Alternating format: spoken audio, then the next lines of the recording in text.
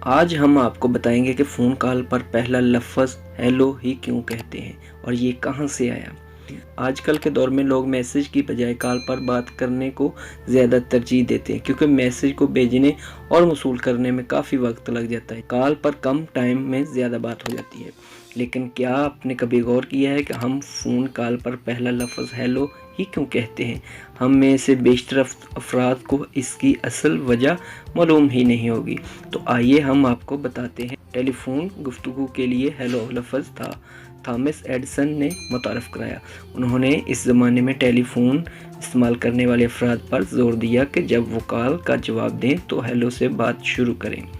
Thomas Edison کے حریف اور ٹیلی فون کے موجد الیگزینڈر گراہم بیل کے خیال میں بہتر لفظ ahoy تھا، جو کہ ڈچ لفظ ہوئی سے اخذ کیا گیا تھا اور اس کا مطلب بھی ہیلو ہی ہوتا ہے۔